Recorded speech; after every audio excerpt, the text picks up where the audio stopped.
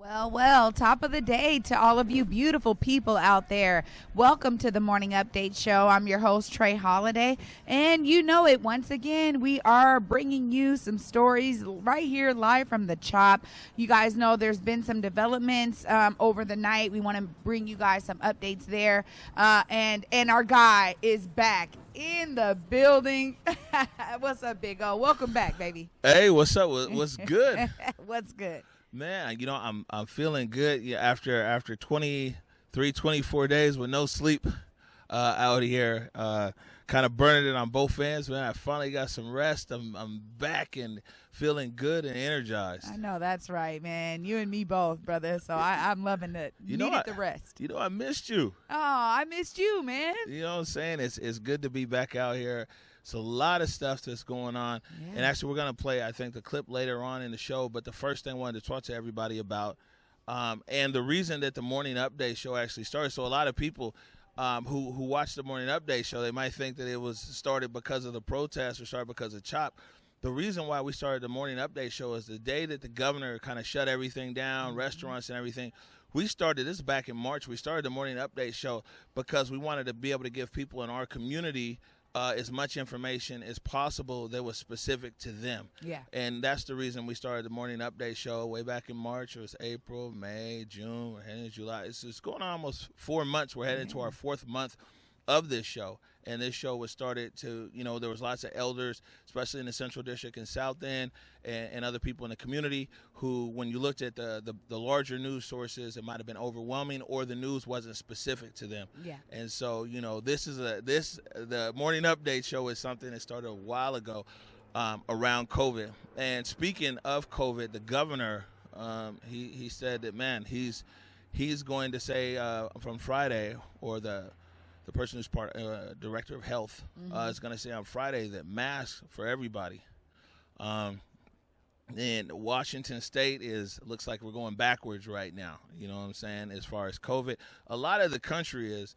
And we're not one of the states that opened early, like Texas. Yeah. Texas opened real early, and their governor now is having a big problem. They're having a problem over there with cases. But Governor Inslee has come out and said, hey, man, from Friday, everybody needs to wear a mask. Of course, there are some exceptions. There's a clip that we're going to try to get back on before the show is over with, where it's a clear explanation about the use of masks.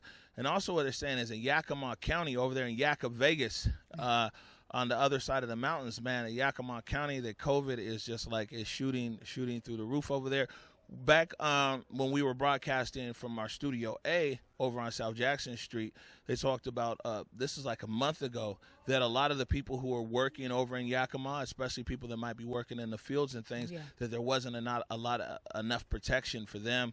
I don't know if that's the cause for the spike in COVID over in Yakima, but Yakima County is getting ready to have one of the tightest restrictions around mask and around movement for COVID. So the governor is taking action, and it looks like, masks for everybody everywhere. King County, that's kind of already been the situation here in our county. There's a lot of places where it's like, you have to have a mask at all times, like public transportation, you go into certain places. But he's getting ready to put it out for the whole state.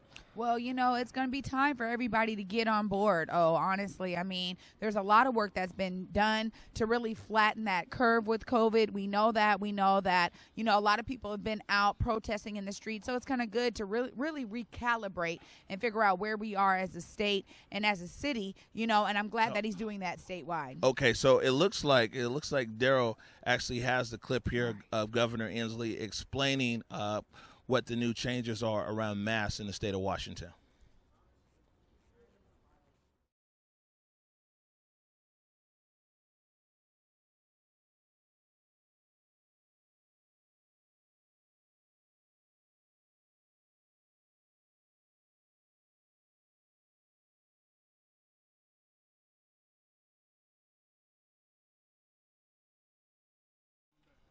Yeah.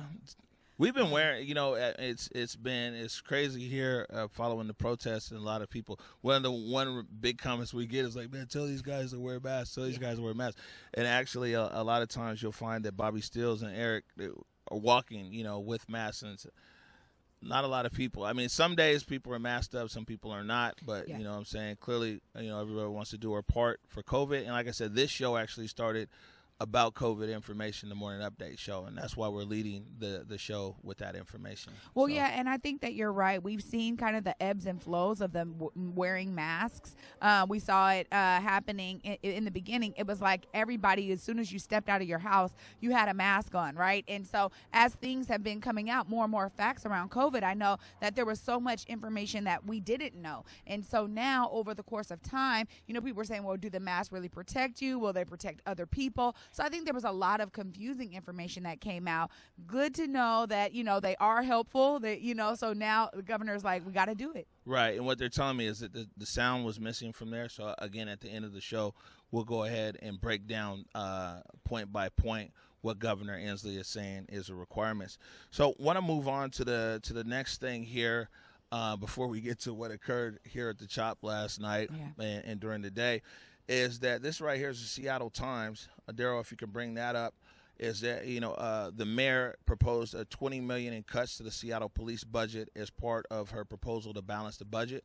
This is from the Seattle Times, and basically, you know, public service or public safety is the biggest part of the budget. So I guess when you're cutting anything, that would naturally be where the biggest cuts come from. The mayor said it's going to be like July when they address that, but the city has a big shortfall all the way around because of COVID. There's a big shortfall here in the city all the way around. $20 million. There's some people who are saying that, I mean, it's all kinds of ways to look at it. The people who are on the defund the police side of things are like, man, you know, $20 million, that's not a lot.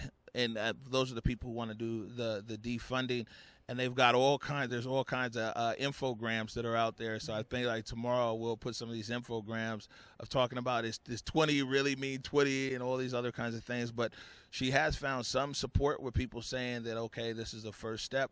I did reach out to the police union, to the Seattle Police Officers Guild for comment on the proposed $20 million cut to the police budget, because I think it's important as well. Like we hear from let's say the protester side of, you know, where they want the police defunded and everything else.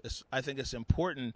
And also to bring some balance to the conversation is like, okay, well, how does the Police Officers Guild feel about a $20 million cut, and how will that impact police services in Seattle? So, you know, hopefully the Police Officers Guild will get back to us here today with their view on that. Yeah, well, I do think it's important. I mean, one of the things that I've seen in terms of even just the audience's response to ConvergeMedia is because we do balance stories like that, and literally getting the sides of all parties involved is very important. And I think that also brings some education to the audience too, in terms of, hey, we don't know what is in their minds or what they're thinking in terms of planning for that budget cut, and what does that look like for them. So I think it's great to get both sides. We want to stay balanced. Right. And, you know, I mean, Twitter's wild, man. Twitter, because I tweeted out the story yesterday from the Seattle Times, and a lot of what Twitter was saying was like, man, it's not enough, you know what I'm saying? But that's from the defunding side. It's two kind of parallel issues going on at the same time. One is defund, take money from police, give to somebody else. The other is budgetary cut, reduce the amount of money that's spent, but that money doesn't go somewhere else. You're just spending less. And so there's two kind of conversations that are going on at the same time that are intertwined right here. The next thing that we got right here is Chief Carmen Best. If you could go ahead and put that up, Daryl. Chief Carmen Best, let me pull this up over here. She reached out via the Seattle website. This is the SPD blotter.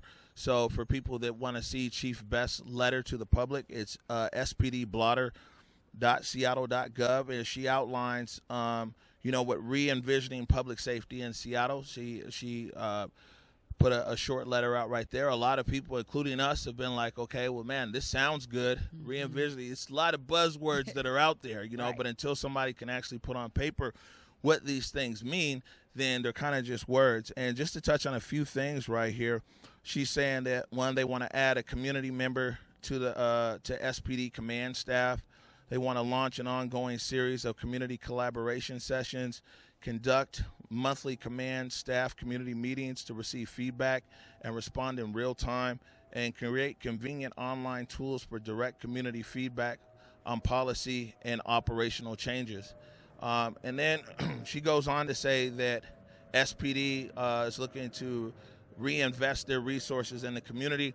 One thing I think that most people can agree, no matter what side you're on the police issue, is that the police are doing a job that other people could probably do. And it's the direct result. I mean, years ago, the investment was taken out of, mental health hospitals. The investment was taken out of a lot of things. And even though there's a tremendous amount of investment in homelessness, the homelessness issues still persist.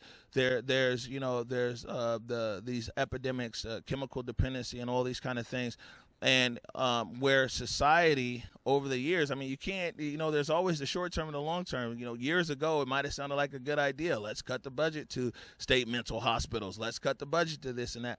But, like most things in the universe, there's an opposite and equal reaction. And we're kind of seeing that now, that police officers here in Seattle, but also throughout America, are dealing with issues that weren't necessarily things that the police dealt with, even say, years ago, a few decades ago. And what we're finding with that is that, okay, let's see how other people, other agencies can actually deal with some of these issues outside of calling 911. Because even right now, one of the things that people talk about when you talk to people in the municipal court and you talk to people who are advocates for those who are unhoused or advocates for people with chemical dependency is that a lot of times it's a revolving door. The police go and arrest them. The jail is full. They might get PR'd out. They might spend a day or two in jail, and they're back on the street. And so it's a revolving door. What Chief Best says here is that they want to be able to assess non-criminal 911 calls, current outcomes, and alternative responses, determine an appropriate response to misdemeanor violations, and reconsider the role of specialty units and proactive enforcement. And the last thing that she says here is she wants to be able to align the mission of the SPD to reflect humanization and not criminalization. So that would be interesting to get an expansion on that as to what she sees as humanization. And conduct a top-to-bottom redesign of department to match the mission and goals. So, I mean, this is a very big structural change. It isn't detailed, but if she's saying conduct a top-to-bottom redesign of the department to match the mission and goals, that sounds like a lot of structural change within the Seattle Police Department. And identify new metrics of success that reflect community safety, trust, and legitimacy. I think it's going to be very interesting to see that, Chief Best has put out, in a broader sense here, her plan of reimagining policing here in the city of Seattle. It doesn't sound, even by these kind of bullet points, that that's an easy lift. I think that she's most likely going to need a tremendous amount of stakeholder buy-in from the mayor, from the city council, from the police officers guild, and from the community. So she's kind of put herself in a situation where it sounds like these are her words. She wants to redesign and reimagine policing in Seattle. Will she have the support from all the stakeholders to be able to make that a reality? Well, I think you hit a valid point here, Owen, and it's clear that this is more of, again, I use the word coalition a lot, but this is a coalition style tactic that she's doing here, obviously needing all of these players to really weigh in and actually join her in this new mission and in building and rebuilding the Seattle Police Department to reflect a lot of that humanization as you just spoke of. And I do think that, shout out to Chief Carmen Best, because I do think that this is, again, a step in the right direction to be willing to address these issues in an innovative way and with a different approach, and also bringing community into it. I think is going to be very, very important. One of the things that is actually working in some areas is community policing and literally allowing community groups to be out here and connect with community members and to bring, disillusion measures to those situations, so they can bring restorative justice practices and mediation and different things that really allow for the police to focus on the emergencies that they were there for. And I think that these measures that Chief Best is making in terms of let me innovate and let me really break down some of these things and bring in some new ideas and characteristics into the department, I think it's going to require an overall approach from, like you said, all of those folks to really buy in and to give into this idea. And I really think that the best way to move forward with policing is to have some form of coalition between police and community. I think that's the best way to do it and really bring down a lot of the tension that arises from the mistrust from these two kind of entities, community versus police. Right. Well, I mean, I'm not in a position to give the chief a shout out or a high five, but I am in that's not my role here. Right. I am in the position, though, to say that, okay, she's put this out here. Now let's put some meat on the bones. Yeah. Because, what we do see time after time is that, politicians and people, elected officials, and even community organizers and everything else, I mean, are very good at saying something but doing something. And a lot of times the best plans are derailed. It very well could be that Chief Best is 100% invested in this plan, and that's why I said it's going to take, her officers. I mean, and that's another thing that I sent over to the Seattle Police Officers Guild, to the union, is like, man, what are the union? What's the rank and file think about this reimagining that's actually going on? That she proposes. I mean, what is the willingness, again, of the other stakeholders? Because Chief Best can say she wants to re-envision police. Is that also a vision of the city council? Right. Is the mayor on board with that vision? That was Chief Best saying what she wants to do. That wasn't like a letter signed by the mayor, by the city council, by the SPOG. I think that that's a big next step for us to be able to determine whether this is just a great idea or is this something that people are going to move forward. It would be interesting to see the chief, the city council, the mayor, and the police guild all come together on one letter, because those are the big stakeholders. The other massive stakeholders, of course, are people like me and you, the citizens of the Emerald City, who are the other stakeholders that are there. I think it's the first step. I'm not ready to give the high five or the dap right now, but I will say that, she's actually put some words on paper as to what reimagining policing in Seattle looks like. Let's see, like I said, if she can get the union, the mayor, and the city council on board. Absolutely. I think that's what it takes, right? And, for me, I love being able to see people do something that is like, hey, I'm stepping out of the box here. I'm not going to be put in this box. This is how this job normally works, or this is how, my office normally works, or this is how we would normally respond to it. I'm loving that, because I think that a lot of folks really brought themselves out here, were tear gas and, sprayed with rubber bullets and all that, because they really want something new to happen. They want a new normal. They want things to change. And I love hearing when things are starting to begin to change. So, that's why I'm with you. I hope that it does definitely unfold that way. Yeah, we'll definitely acknowledge the fact that the Chief Best has put something out there. Yeah. You know what I'm saying? And at the moment, it is more than just some words. She's got a bullet-pointed plan that's out there, and we'll see how that moves forward. Now, last night, and we got a bunch of different clips. We're getting back to our production style here. It's been moving fast for us. So we actually clipped some stuff from last night.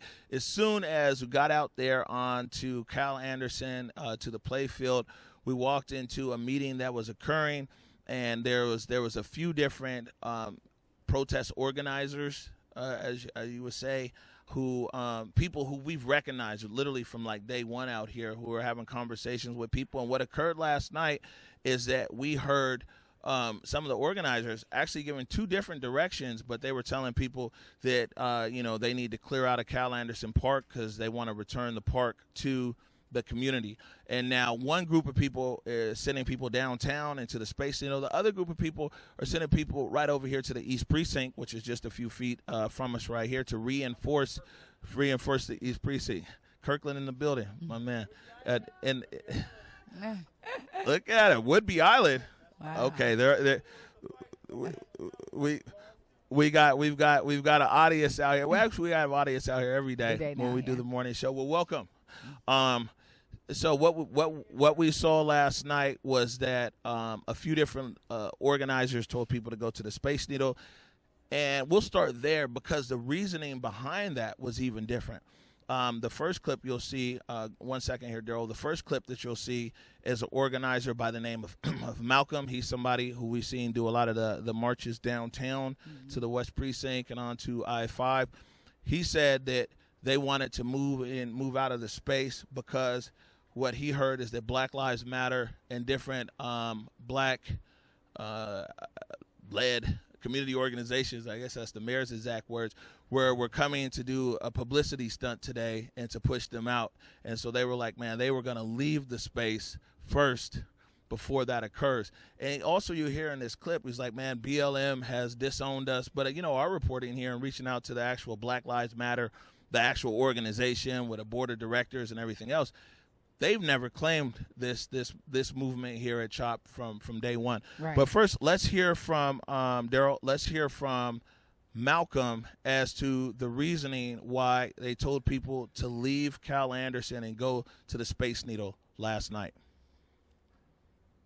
What I heard was that BLM Seattle is supposed to be coming in tomorrow to come in and do some type of photo op because they already disowned the CHOP. They're saying that BLM is not with CHOP. They don't. Right. So what they're doing tomorrow is trying to come in and kick us out. I feel like it's best, and a lot of other people that have been in here having these discussions feel like it's best before other people can try to come in and take that narrative saying, hey, well, we had to go in and clean it up, and we got them out of there. We can move on our own accord. The East Precinct is still going to be occupied, but we are going to go take up space at the Space Needle.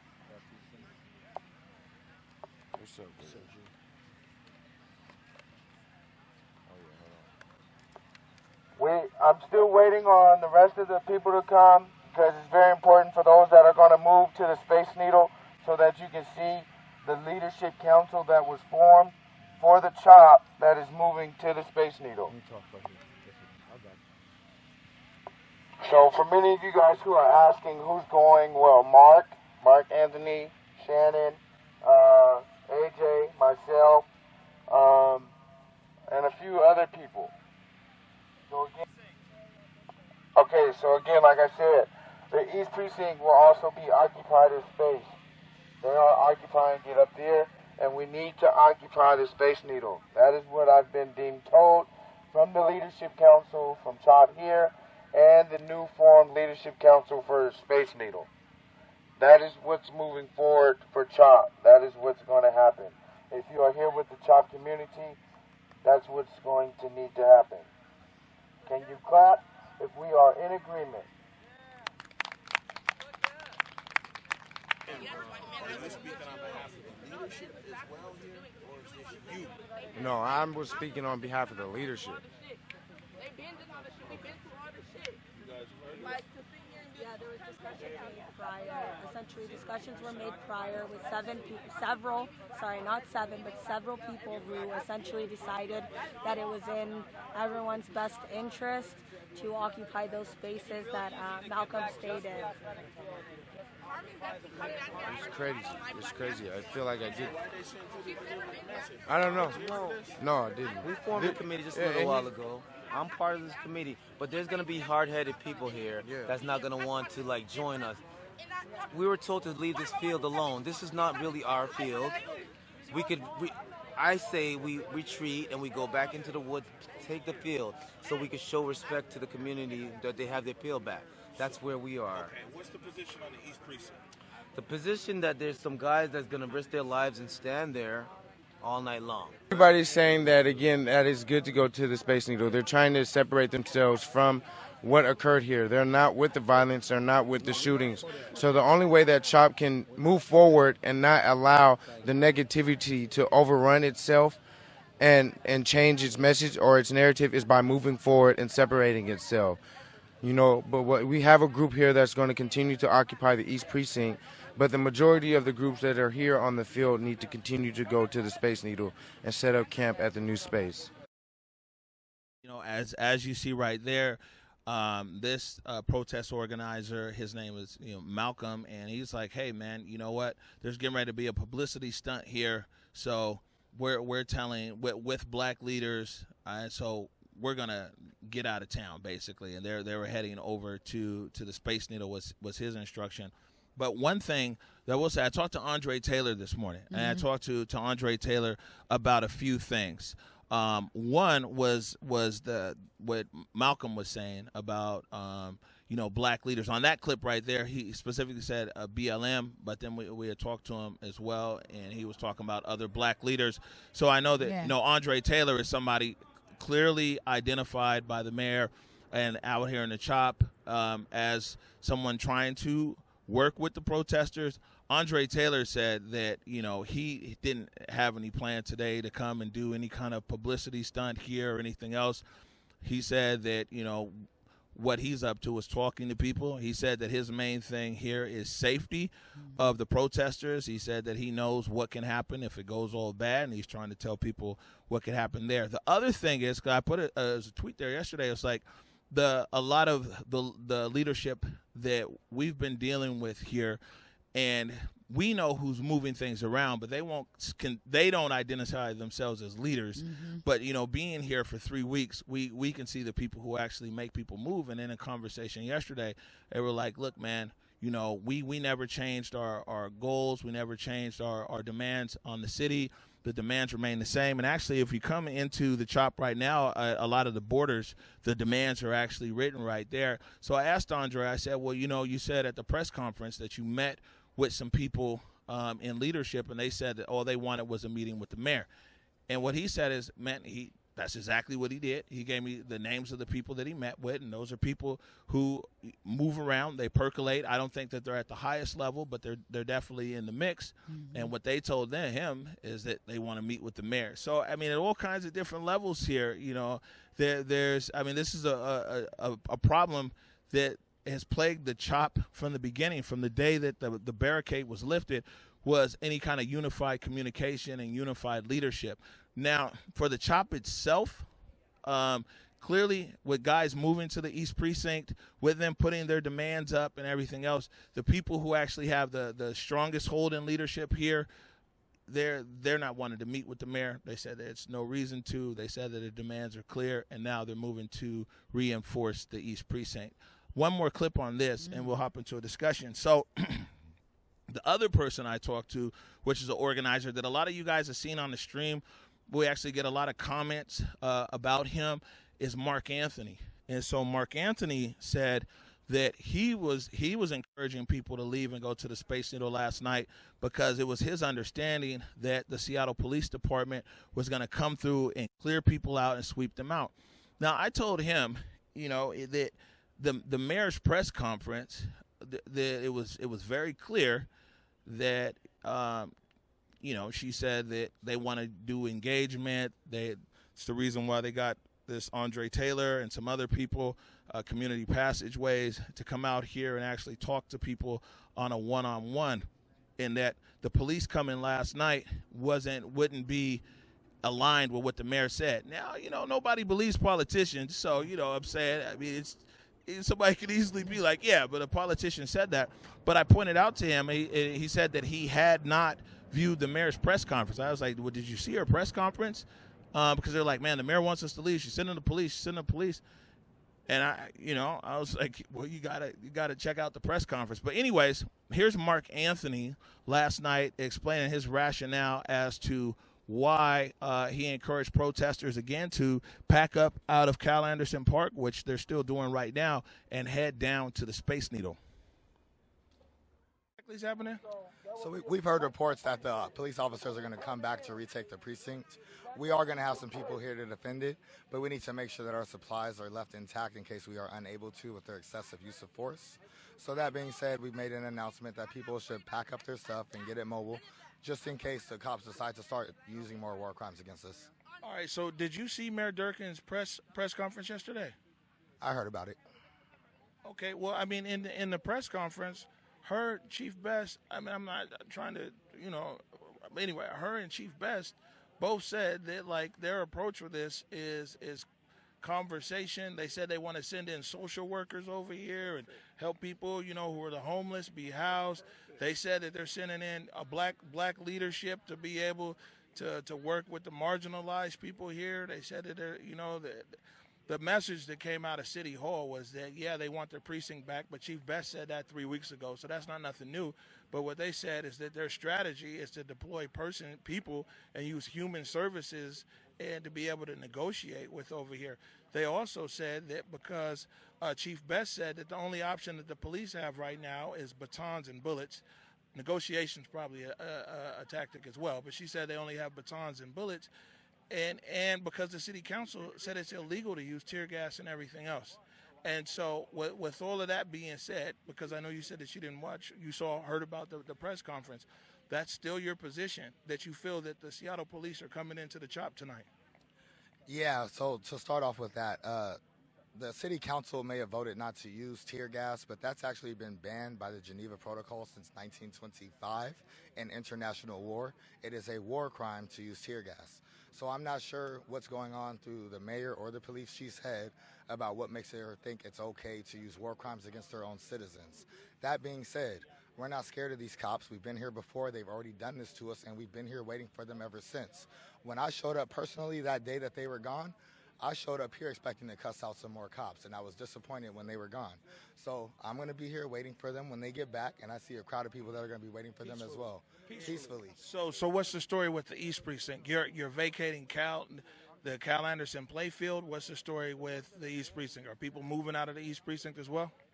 We are right now packing up our things on Cal Anderson Park, and some of our group is going to be moving up to the precinct to reinforce it. As far as the police come in with their weapons, we're peaceful protesters. We're here to spread love. We're here to spread our message. We're here to communicate with each other and find solutions. Now, the police have their own solutions of handling things, and that's part of the problem.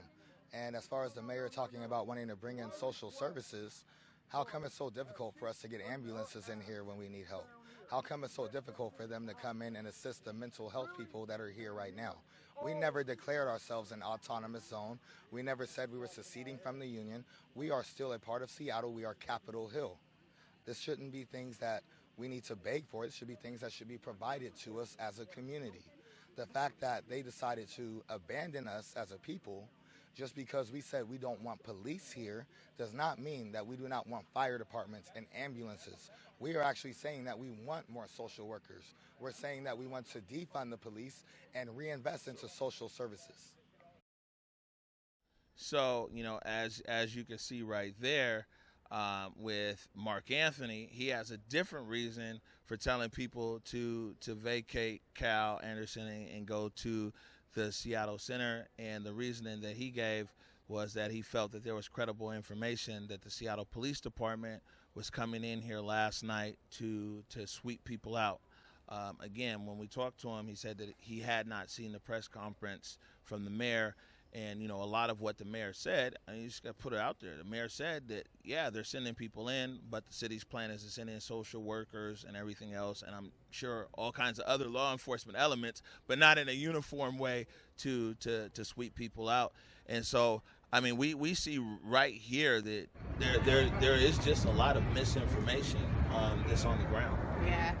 That's kind of how this has been going. We saw it with COVID, right? Again, something that's unprecedented, and you're trying to scramble for the facts and figure things out, and things come in an incremental way, but yet the public wants it in a microwave style. They need that information now. And so you see, media outlets and other public officials who are responsible for that kind of scrambling for that, information and just trying to give reports to make sure that the public is okay and that, hey, nobody is panicking. And I think we're seeing the same style of tactics here. You know what I mean? Where they're giving out information. Again, they're just trying to figure out how to deal with this situation that seemed unprecedented for the city. I would say this, though, man.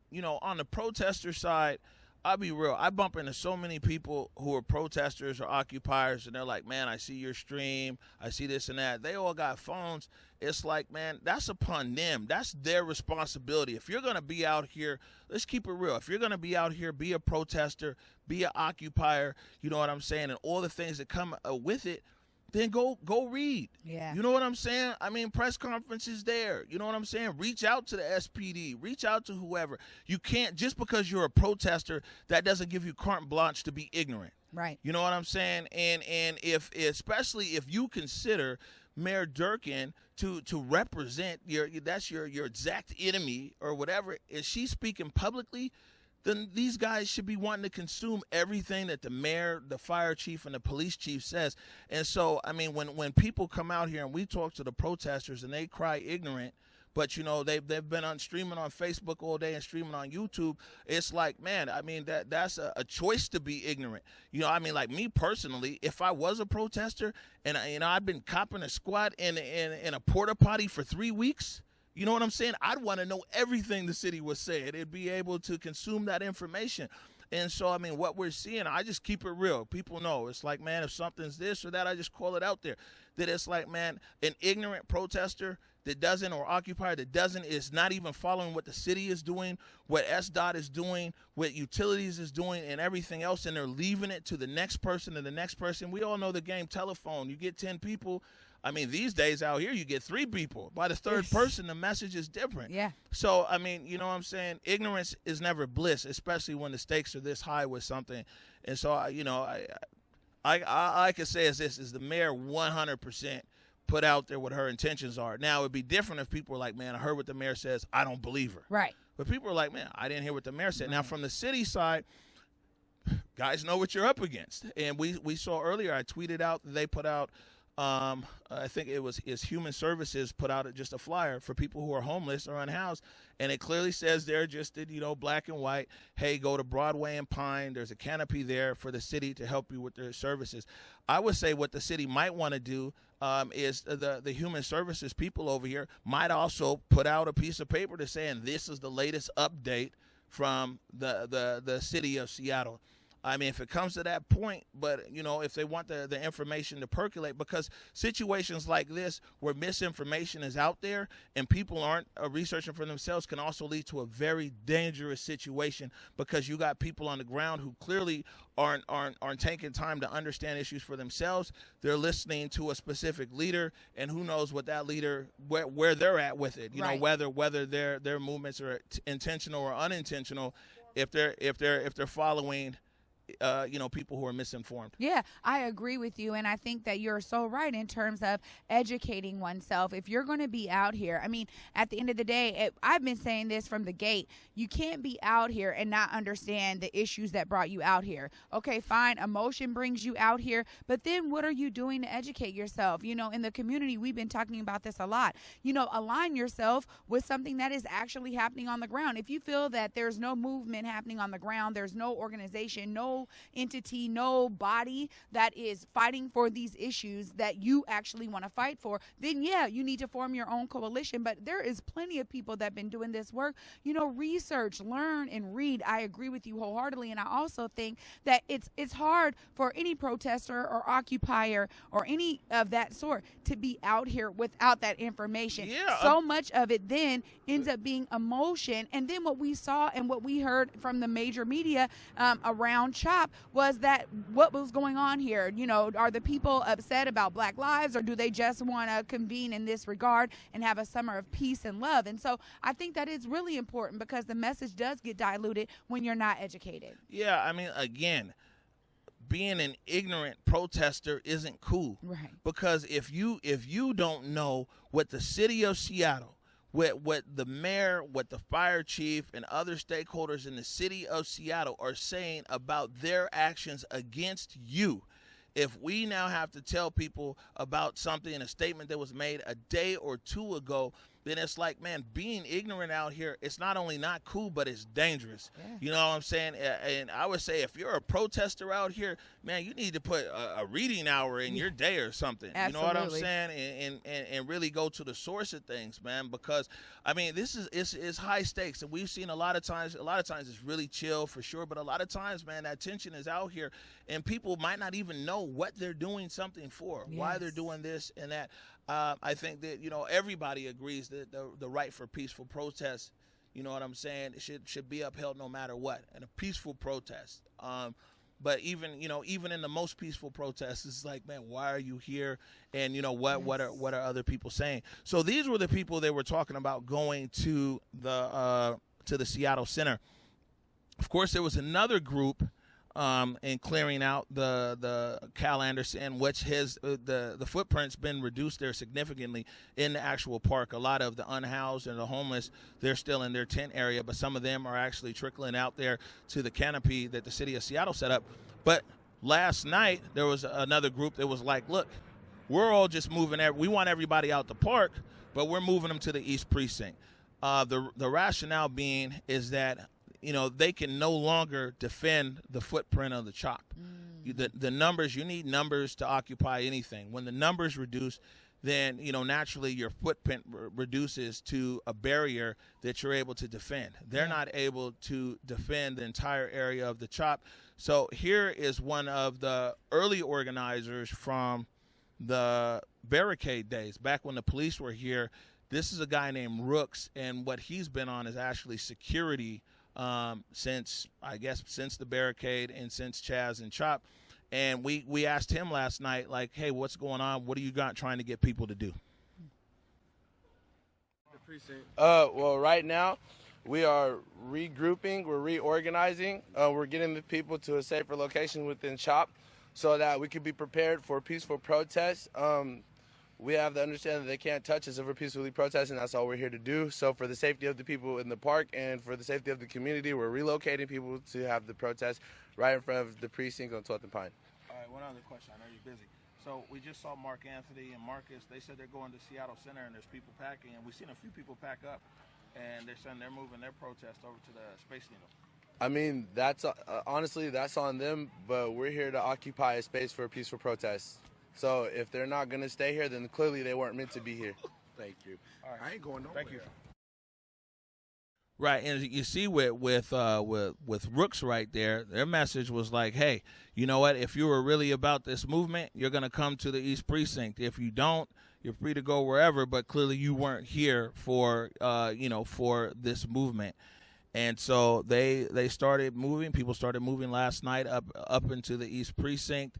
They said that this is the area that they want to defend. They said they want to defend it peacefully. And one thing I can say for sure is now over time, and especially since the tragic murder of Lorenzo Anderson and a few other shootings here, this situation has been distilled. Yeah. You know what I'm saying? It's been sieved, and a lot of the people who are here are people who are actually here, meaning that the people who are up there at the East Precinct right now, they 100% feel that, that building should be repurposed. They're 100% with their demands and everything else. So you're getting a lot of the core group, and the core element is now filtering out. Yeah, and I think that some of the kind of looky-loos, a lot of folks that were kind of just wanting to breeze through, let me come through, take pictures, let me actually treat this like a tourist destination. We saw a lot of people coming from international locations. So we did see that kind of swell of interest as folks just wanted to come down here and see what the news was talking about. And now what we're left with are the die-harders, right? And so it sounds like Rooks is more connected to these demands that are kind of up and around the CHOP, right. Kind of that die-hard core group. And that's how you can see kind of where what leadership is talking to kind of what group of people. And so the people who have a willingness, the people who are more like CHOP is an idea, you know what I'm saying, or the people who are like, okay, we're going to relocate to Seattle Center, we're going to relocate. Some people talked about Junkins Park. And, I mean, in a lot of the clips, it's like, they want to go places where they'll also get media attention as well. I mean, one of the comments yesterday, and the full live stream is there, and that's the best thing about live stream is, for our show here, we do actually have to edit some clips, but the full live stream is there. One thing they talked about is that, Capitol Hill knows that they were here, and now they're going to go to another neighborhood, and that's how they're going to push their demands. Those are people that, like, CHOP is a concept. But then you got the people who are clearly still here in front of the East Precinct, the people who have put the demands out here on the road. And clearly, I mean, if these are the people who are blockading the road and camped out in front of the East Precinct, these are the people with that movement here who I guess you would say are the hardliners.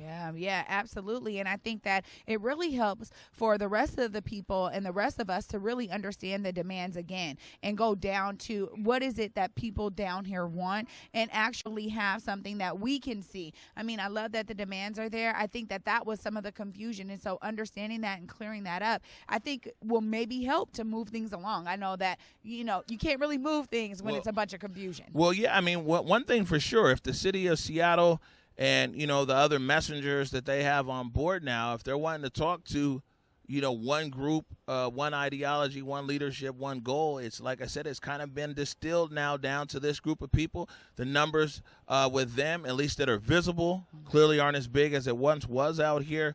But, you know, they're rallying around this East Precinct. And, I mean, like everybody knows that is really the crown jewel, basically, of this standoff between the protesters or occupiers, the police, and the city of Seattle. Yeah, absolutely. We're gonna take a short break right here. I think we got something from LBB. When we come back, so we talked to people who are like, hey, go out of Cal Anderson, go to the Space Needle. The other group of people were like, get out of Cal Anderson, go fortify the East Precinct. But we also just talked to TD. And TD is a protester who's kind of really one of those day ones. I actually got a tag as day zero. You know what I'm saying? He's been out here, and just to kind of get his observation. He's not an organizer. He's just somebody who's been part of it. And so we'll bring you that clip from TD when we come back from break. You are watching the Morning Update Show. I was at the grand opening of the Liberty Bank building, and I just saw so many folks there who had dreams and aspirations of something like that happening again in our community, where once that was the norm, we developed, we built, we created, and now to have to say we got to come back and do it again, this is just the first time, was inspiring to me. I think it also I think Africatown has created a model that others can follow, but I also think that you guys have created, you know, just an energy around the community of folks that are now believing that we can, you know, hold on to it. We're not done. You know, it's not over. The game ain't over. Sometimes, you know, when you look at the clock, you know, I'm playing sports. You know, you down 21 points in the first quarter. You can either start working harder to get back in it, or you can shut it down and say it's over. Well, you guys have let us know that the game's not over. It's not over.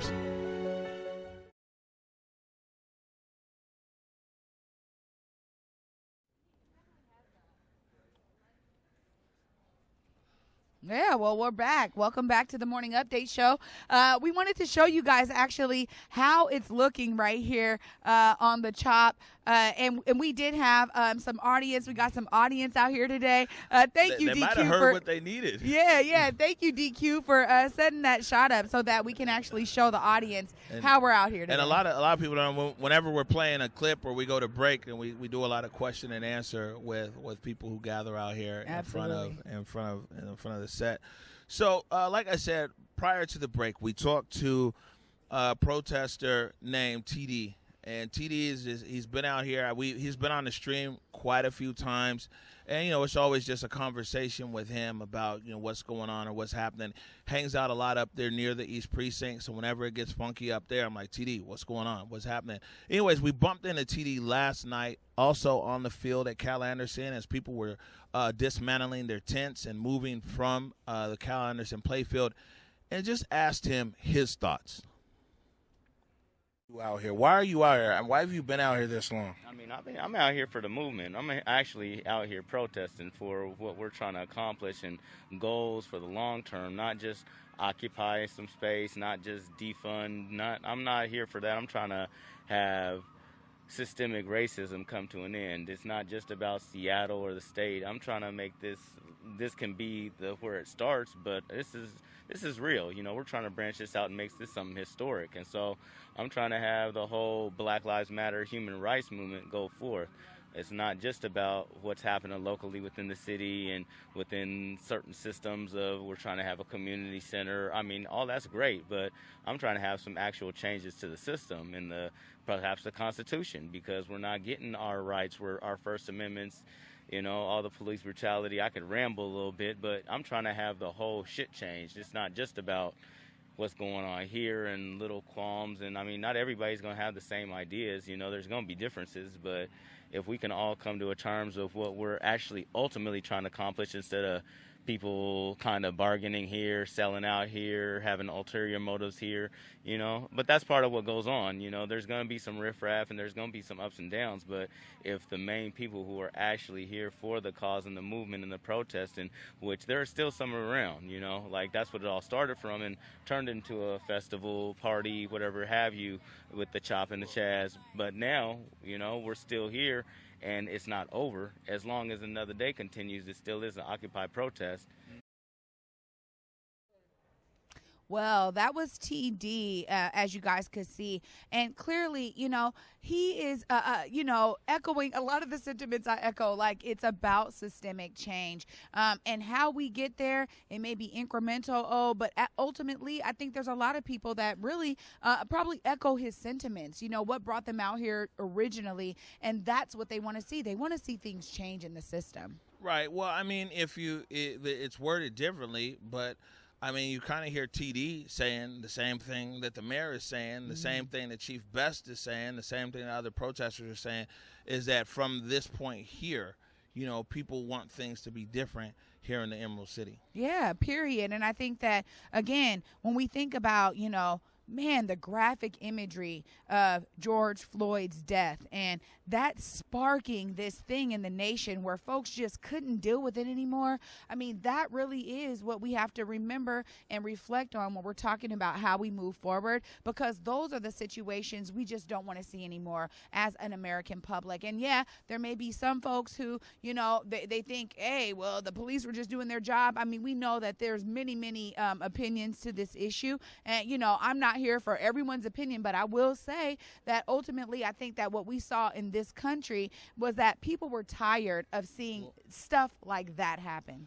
You know, I think that if you talk to a lot of police leadership, and not necessarily chiefs, but if you talk to captains and lieutenants and sergeants and, you know, even rank and file officers, this doesn't speak for every force in America, but most people are saying, like, yeah, things need to be better. Things need to happen better. You know what I'm saying? I think it's very rare that you'll find a police chief. I think there was some chief down there in Alabama or Mississippi was like, oh, this guy should have been killed or whatever. But, I mean, clearly that's in the small percentage. Most forces across America realize that something, you know, has to change. Yeah. And, I mean, some of that it could very well be policing tactics. Some of it's like, man, does this call need to go to 911? Right. You know, but, I mean, a change is on the horizon where we'll see what happens. I'll circle right back to that. I got one more clip. This was something that caught a lot of people's – well, actually, I got two things to say here. Now my phone doesn't recognize my face without the beard, huh? We mentioned the COVID testing. So one, there's a few things going on. There's free COVID testing up here. I know that a lot of the people who are protesting, occupying, and also live in Capitol Hill. There is free COVID testing going on right now at Central Lutheran Church. I believe that is on 11th and Olive. Yeah, it's on 11th and Olive, Central Lutheran Church. There is free COVID testing that's going on right there. It looks like it's powered by the city of Seattle. And then, so here's all the things for Inslee when his thing. He said masks will not be required outdoors when people can stay more than 6 feet apart. Children under 5 are exempt. Also exempt are people who cannot wear a mask for medical reasons. People when they're communicating with someone who's deaf or hard of hearing. The order recognizes times when people can remove their masks, such as when they're eating in a restaurant, kind of hard to eat with the mask on, or engaged in recreational activity, or alone with members of their household. Violations of the statewide order are a misdemeanor. Wow. But we don't want to have to enforce this. So, yeah. That's the scoop there from Governor Inslee, and that's supposed to come online on Friday. Something that caught a lot of people's attention is kind of an ongoing story here is Momiji. Yeah. I said it. Did I get it right? You got it. Okay. Momiji, which is literally just about 200 feet from us here around the corner.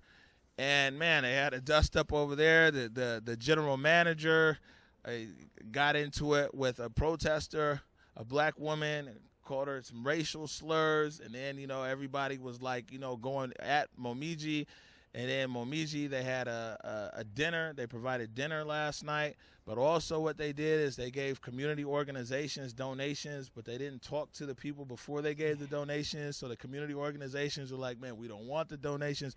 Anyways, one of our producers yesterday caught up with the owner of Momiji. He didn't want to be on camera, but you can hear his voice there in this clip. Was it important, I guess, for you guys to just make this gesture of trying to give back with food and donations? We felt that my ex-manager made a disgusting mistake that day, and that's kind of a way to apologize and just try to be nice to our neighbors, which are you guys or these guys right here. And so, I felt like, we're a community now, and we're gonna stay close today, and we have all this food, so why not share it with my neighbors, and they're looking out for us, I want to look out for them. It's an apology, but it's also just being a good friend, and it sucks that this happened, and it's wrong, and he's gone, I'm glad he's gone, but, we've got to move on. Well, and you take care of take my everything family as a learning experience. If that's, I think, growth is exactly that. In mistakes, you still find ways to learn and grow. Yeah, it's an opportunity to grow. To make your business better or make our environment safer and healthier. For my employees and customers. So I take it as that, and I'm looking forward to that challenge actually too. So, that's the owner there of Momiji. Like I said, they had a dinner for people, in the neighborhood. They were trying to reach out. I guess they also donated some money. People were like, nah, we don't want the bread. It's not about that. You know what I'm saying? And so they fired the employee, though, right away, who apparently was using the racial slurs and everything else. It feels like now is just not the time, right? Shout out timing. to the owners of Momiji, for taking swift action. I mean, ultimately, I'm thankful that they are not upheld by any union like we see with the police unions. If Chief Best wanted to do something to any officer, she would have to wait. So thank you to those owners of Momiji for that swift action and not having any hierarchy above you that makes you wait to take that kind of swift action. Well, I mean, get them out of there. I would say on the flip side, though, is, I think they've also probably learned a lesson out of this. I mean, clearly you can't control everything an employee does, right. And they did fire the employee. But the thing is when reaching out to people, especially if you want to make a donation to somebody in their cause, you might want to chop it up with them first. Yeah. You know what I'm saying? And make sure that they even want your money before going public or this and that and everything else. That was the next thing. So, I mean, apparently there's a lot of learning lessons and a lot of learning curves here, around this situation. Yeah.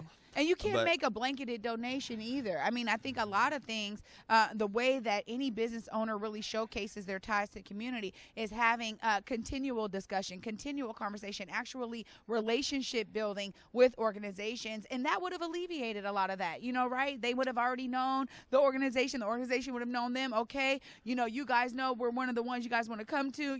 There's an issue here. It would have been different if it was more relational. And that's what people really need to do. I think you're right about that learning lesson, though. Yeah, I mean, and some people are just, they just do dumb stuff.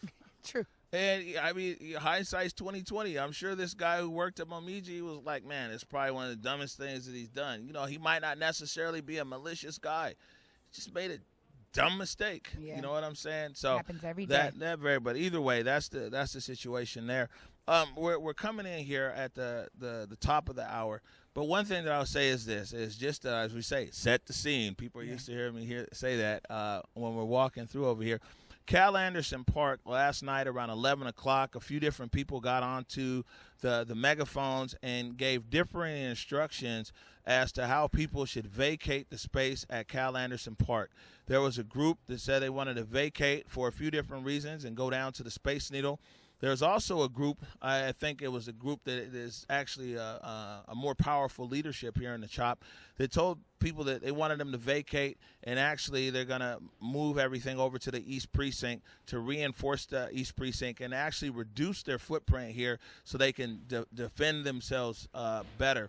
What we saw last night is it didn't take long for people to start disassembling their tents, cars driving in over there. They're even talking about how they can move the fist that's on the baseball diamond. They want to be able to move the fist out of there and everything else. There are still some tents there. Whether they're occupied right now, I don't know. But the number, we all throughout the night, all the way to about 4 o'clock this morning.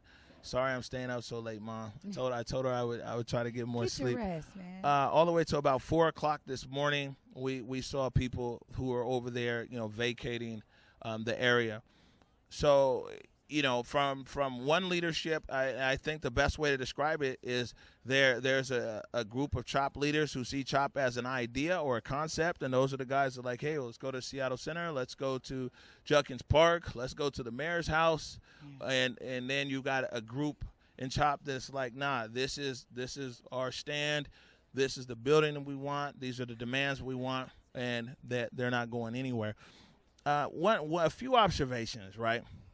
From this side, if this moment in time is as important for the city of Seattle, for the Evergreen State, and for our country as a whole, then, I tell people all the time on the stream that for us, the fair citizens of this city, that, we can't outsource our leadership and we can't outsource accountability. This is the time for what the city has gone through right now.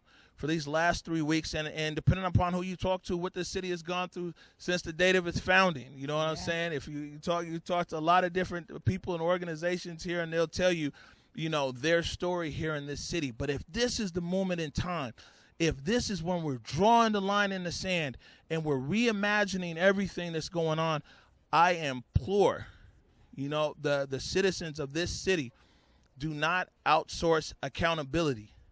Let's hold everybody accountable. Let's hold the media accountable. I get hit on Twitter all the time, and people call me, everything else, and I like to talk to people. Let's hold these protesters accountable. It's not okay to be an ignorant protester. It's not okay to just be out here. It's not okay to actually not know what's going on out here. We need to hold all of our public officials, our elected officials, accountable. Man, Chief Best made a good first step. You know what I'm saying? With her open letter, what's the meat on the bones going to look like? You know what I'm saying? We have the mayor, definitely needs to be held accountable. She's talking about putting a lot of money out there. But you know what I'm saying? Right now, it's just talk. Where's the money going to come from? You know what I'm saying? How is this really going to get funded? Because, the number one thing that the politicians do to placate people for the most part is promise money. Don't worry, we're going to put funding there. But how accountable is that? And accountable being that a crisis that's been ongoing in the city of Seattle is a crisis of homelessness. And money keeps getting thrown at homelessness. So even throwing money, is that necessarily always the answer? Money without accountability will get us right back here. So it's like, who's getting the money? We're talking about social justice. We're not talking about homelessness. But even with that, man, what's the return on investment for people who keep getting this funding? You know what I'm saying? Because people need to understand is that anybody that's getting public money, they're not accountable to the mayor. They're accountable to us, the citizens of the city. But for far too long, people have put accountability on autopilot in this city. They've left accountability up to somebody else, an elected official, X, Y, and Z, and we find ourselves here. There hasn't, and beyond that, when they talk about, the mayor saying $100 million for this, $5 million that she wants to give for mentorship and tutoring. Who's going to do the mentorship? Who's going to do the tutoring? What are the metrics? What are the benchmarks? You know what I'm saying? I would say that everything that's associated with this investment in social justice and equality in Seattle to make sure that my son, you know what I'm saying, isn't asking the same questions, or my grandson isn't asking the same questions of this city. If this is the moment in time, then all stakeholders need to have the highest level of accountability ever, because for what this city is going through, and some people, whether you live in Capitol Hill and your life and business has been impacted directly, or whether you live in Magnolia or you live in the CD and you've been impacted through reputation. All the texts that you get, are you guys okay? I saw this on the news. We've all been impacted as a city. And whether you're somebody who does conventions or events, and now people don't necessarily want to come here because they don't deem it safe. Every single citizen of this city is impacted by what's going on right now. So, like I said, hitting on this thing with mentoring and tutoring, the citizens need to know, how many people are you going to be tutoring? What is their benchmark level right now? What is the expectation that is going to rise to make sure that this was successful? Because too many times money has just been thrown out there and we as the citizens don't see the result. Same thing for the community organizations. The mayor says she's giving a lot of money to community organizations. Man, where's the report card? You know what I'm saying? Where's the grade on these organizations as to the work they've actually done? You see what I'm saying? What is their success rate in whatever they do? Somebody might be affordable housing like Africa Town. What is their report card? Somebody might be working with marginalized youth. What is their success rate? Everybody has to be accountable for what we've all endured right here. If this is the moment in time that the city of Seattle, you know, the government, the people, the different stakeholders, the protesters, this is that moment in time that, man, we as the citizens of this city need to actually pull out that magnifying glass, and we need to make sure that this is done right and this is done correctly so we don't cross this road again in a few years. Absolutely. Oh, I mean, I think that it is up to us. Again, I go back to what you said because I think it was so clairvoyant when you said we're all stakeholders in this country and we need to bring our stake back. We need to take our point back and literally own that accountability. I also think it's very important, again, when we talk about what brought us all out here and the swell of energy that our city felt and that our state and a lot of people all across the country really felt, I think that it's really imperative that we say no more are we going to go back to the ways of the old. No more am I going to sit and be pacified by the reports that come on the news. No, I'm going to look into it. I'm going to look into what my elected officials are doing. I'm going to look into what community leaders and stakeholders are doing. I want to be a part of that progress. I want to be a part of that change. I think that that is really what the new normal is about. It's really about waking folks up to the idea that you no longer can just sit back while the rest of the world is happening around you and you don't do anything to help make it a better world. I think that's ultimately what we're all talking about here. I mean, we were talking about it last week. If you know somebody is your friend and they have hate in their heart for another race or ethnicity or group of people, maybe you should bring them on. Maybe you can help educate them. Or if it's that's how they are, maybe you cut them off, right? So it's literally about owning that and taking ownership of becoming a better world. And I think it all ends up with all of us and all of our daily decisions we make every single day. So I love you for saying that, and I think it's very much on point. Yeah, I mean, let's be clear that for all the people, especially the people in the city of Seattle, one way or another, if you have an opinion about what has occurred in our city, for pretty soon here is going to be a month, but even bigger, what's been occurring in our city since its founding. Yes. If you have an opinion on that, then like I said, don't outsource accountability. We're all stakeholders. As citizens of this city, you do us all a disservice. We do each other a disservice if we don't hold each other and our city government, elected officials, some of these community organizers, and everything else accountable, because this is a big moment. If this is the moment that everybody says it is, this is that precipice, this is that point, then it's like, man, it has to happen. And I would challenge the city council and the mayor and Chief Best, put up a dashboard. You know what I'm saying? I mean, I think Tableau has an office here. Put up a dashboard with all this data and with these goals that you guys finally set, that you put, when you put some meat on the bones, you need to have a public dashboard that says, man, what's being achieved, on everything, whether it's a policy thing. Okay, well, man, the chief wanted to change X, Y, and Z. Has that community board been set up? Okay, man, the dashboard moves a little bit to the right. When you're talking about money that's been allocated, okay, we allocated to this community group. They're supposed to have this result. Let's have that there, because this is a city thing, and everything needs to be transparent for what the city has gone through. You know what I'm saying? Lorenzo Anderson being murdered down there and everything else, the shootings that have gone on, the protests and everything else. You know what I'm saying? Accountability is key moving forward. Yep, I agree with you, and that's the only way that we can create a new normal. I mean, I think a lot of the times that what I've been seeing on the news just across the nation, folks are asking for equity. Ultimately, that's what we want, and we cannot ask for equity and just hope that those who are in power are going to bring it. I agree. That's it. I want to get one more of these wide shots in here, Daryl, before we get out of here. Yeah.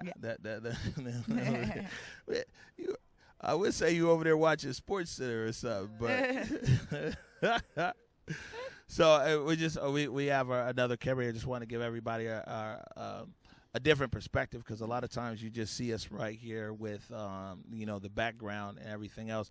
That's Cal Anderson Park that's back there in the back, and I'm sure Daryl probably even set up the camera so he's on it. You gonna wave at everybody? There he is. There's the infamous Daryl right there. Want to thank our outstanding production staff, man. These guys, this is something that it was just really three people. I know. You know what I'm saying? It was just me, you, and Daryl when we first started this show, the morning show back in March, and our production crew has grown tremendously. Thankful for everybody, who's been a part of that. And also thankful for all the people who tune in every morning and, who offer feedback and everything. We really love it. I go through it. You guys got to be nice, though, in these comments, man. They're getting real serious. I mean, nobody's saying anything bad about me. No. Just be battling each other. It's like war in the comments. Yeah. We're going to be checking back in throughout the day here. And like I said, we did reach out to the Seattle Police Officers Guild for comment on Mayor Durkin and a $20 million proposed cut to their budget, and also on Chief Best's vision of policing in Seattle. So hopefully we'll hear back from the Police Guild today if they have any statement on that. And we're going to do continuing coverage here from the CHOP, and we'll be checking back in. Yeah, absolutely. It's great to have a good media team on the ground. I just love seeing all the coverage. Oh, it's just shout out to the whole crew, and shout out to all of you who have been supporting us from day one and that continue to support us now. Shout out to all the new supporters. We definitely appreciate it. Oh, one last thing too. Want to thank everybody, who's made a donation to support independent media. We've and a lot of the staff that's grown here is because of your donations. You know what I'm saying? So we want to thank you for that. And actually, we're breaking out a drone today. That was one of the things. We're able to get a drone. Big shout out to the guys down at Glazers and everything else. So just want to be able to show you where your donations are going. We appreciate you for donating. If you can donate more, that's great. Appreciate that. And if not, we're going to still continue to bring you this.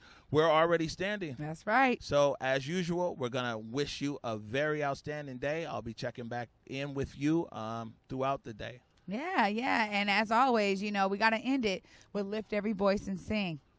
Thank you guys for watching today. We'll be back tomorrow at 11 a.m. Peace. Lift every voice and sing till earth in heaven ring with the harmonies of let our rejoicing rise as the listening skies. Let it resound loud as the rolling sea.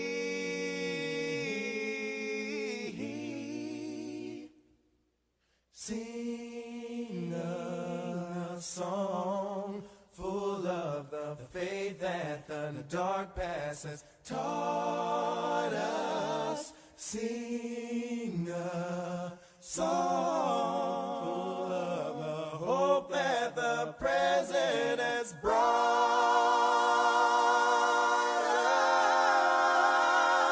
us.